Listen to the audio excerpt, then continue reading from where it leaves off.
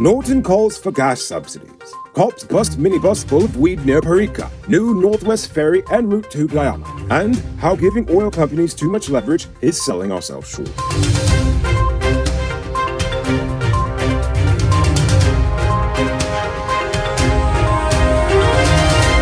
I am Noriko Bulford, and this is Uncut News. Do you see news happening? Send us a tip on WhatsApp at 592-659-6151. Aubrey Norton is calling on the government to subsidize the cost of fuel amid steadily rising prices at the pump.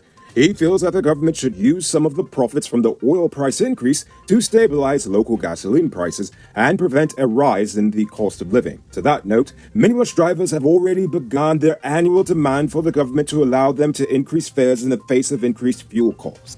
Norton says subsidies should be taken where the excise tax reductions have already been exhausted. However, Jagdeo had previously said that nothing more can be done at this time because the excise tax is no longer being charged on imported fuels. On Wednesday, 27-year-old Ryan Marks and 25-year-old Akeem Henry were charged with trafficking over 2 kilos of cannabis on June 14, 2022 at Orange Walk in Georgetown.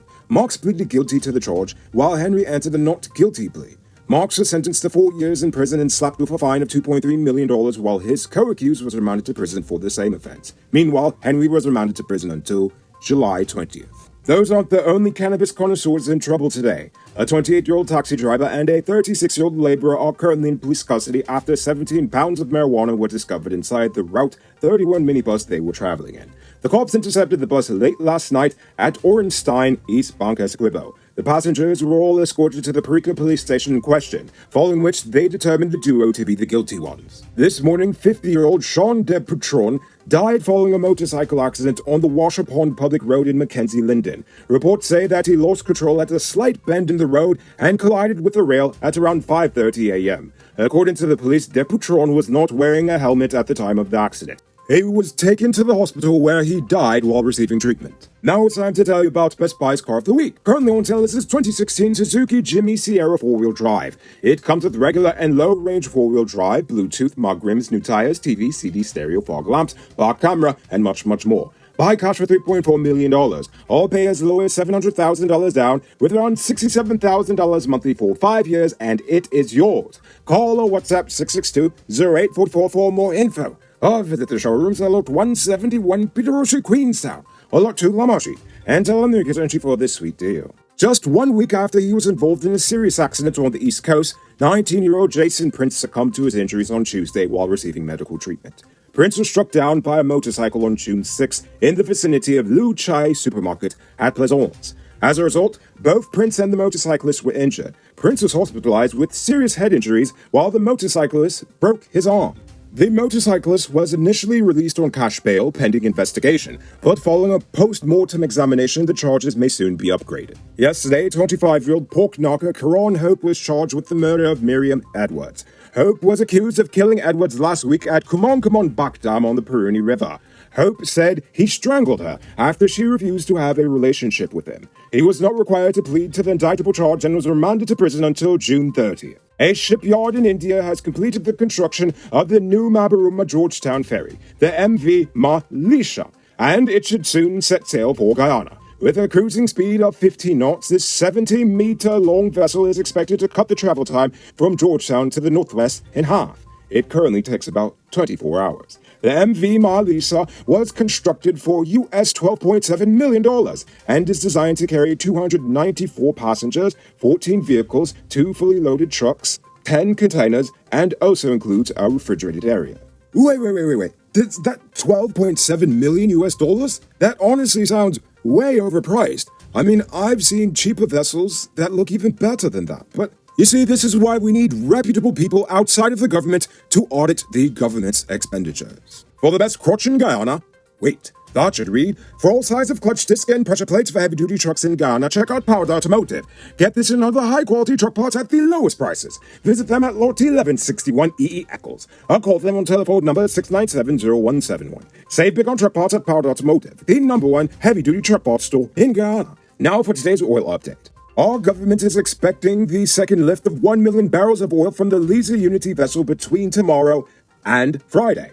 And with global oil prices still high, the nation could get about US $120 million or 25 billion Guyana dollars added to the oil fund from the sale. The Liza Unity is the second FPSO vessel operating in the Liza Phase 2 development in the Starbrook Block. The sum will add to the 154 billion Guyana dollars already accumulated in the Natural Resources Fund. Unlike the Liza Destiny, the crude from the Liza Unity is sold at the current spot price. Additionally, the government is marketing the oil through Aramco Trading Limited, a unit of the Saudi Arabian oil company. One Guyanese has apparently decided to export their stupid fight-for-land mentality to the United States.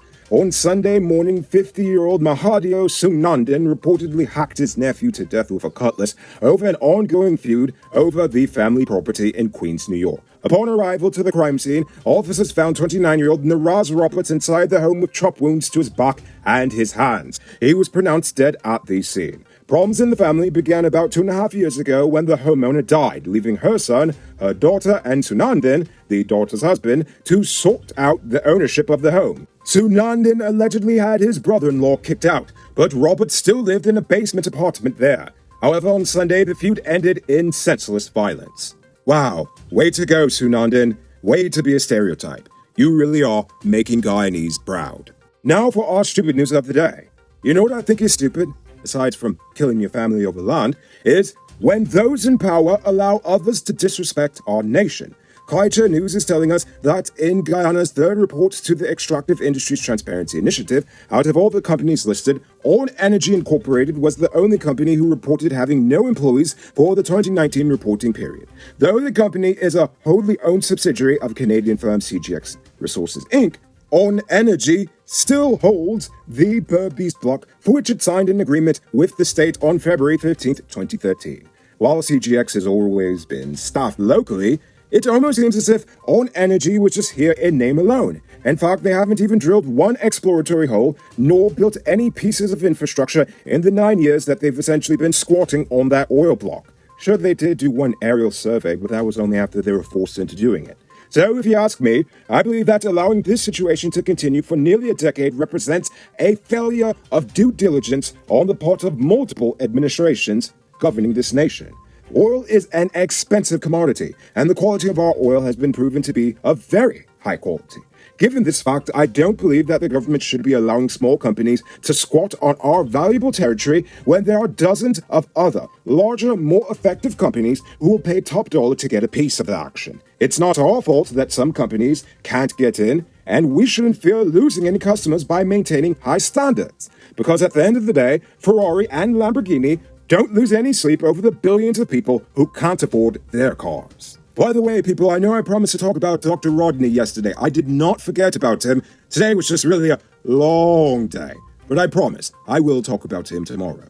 It might not be robbery season, but the streets are still mean. That's why you need to get security for your home and business through Sheriff Security Service. Sheriff Security offers well-trained guards, armed and unarmed patrol, marine patrol, canine services. These people even got drones. Why? Because your security is their highest priority. You've seen the rest, now hire the best. Hire Sheriff Security Service today. Now for our Uncut News Views Poll question of the day. Last night, I asked about Guy Suko and what we should do with it. Mark Watson says they should convert the estates into recycling plants that will produce continuous work and help Guyana become cleaner. Well, that's one idea. Bantu King says they should turn them over to the Historical Society as monuments. That's a great idea. Rashawn Reed says things will not get any sweeter. Diversify. Convert the lands and plant other food and fruits to supply the Caribbean and the world with food. Make us the breadbasket of the world. I also think that's a great idea. Willow Darrow says you can't keep putting a band-aid on an amputated limb and hoping to stop the bleeding. Seems that's just what they've been doing since 2005, knowing well that we'd be in problems with the sugar industry. But it seems like putting cash into sugar must be a front for lining the pockets of some. They should not be putting money in the estates that are closed, but closely monitor the working/productive estates like Albion and Blairmont. I agree with that fully. Then again, It's like putting cat to watch milk. It seems like a few individuals can fool most people most of the time. So in the end, I blame the people for continuously voting for the same thing and hoping to get a better result. The population needs to educate themselves and stand up for themselves. It's like taking candy from a baby at election time, and individuals keep their little meetings in the poorest villages. Just saying, without getting political. No, but you are absolutely correct. They are absolutely exploiting those poor people. And it's even worse that they're quote-unquote their people. I mean, you would think of all people, you would at least care about your own the most. But apparently, the only thing they care about is the almighty dollar. No, I'm sorry, I know I ended up getting political with that one. KJ says privatize the sugar industry. Personally, we cannot allow sugar to die. That's also another great idea. And finally, the realist one says produce bioplastic bags and not sugar. And with many other projects such as paper, ethanol, etc. Sugar isn't worth the while, then see another avenue. But to get rid of cane farming should not be a solution. And again, all of you had great ideas. I feel like if the state had actually just taken a little bit of each of those ideas you all named and actually applied it to Gaisuko, I mean, come on, it'd be profitable by now. So, if anyone at Gaisuko is watching this, listen to the people then. They're smart. So before we get to tonight's question, you can multiply your cash by selling digital top-up. This is a legit way you can earn some extra money at your business or to supplement your current hustle. Become a top-up vendor quick and easy by linking with Cellular Plus. Call them on telephone number 685-3109 for more info. Now for tonight's question. With the recent spike in inflation, I want to know, has this caused you to change any of your budgetary plans?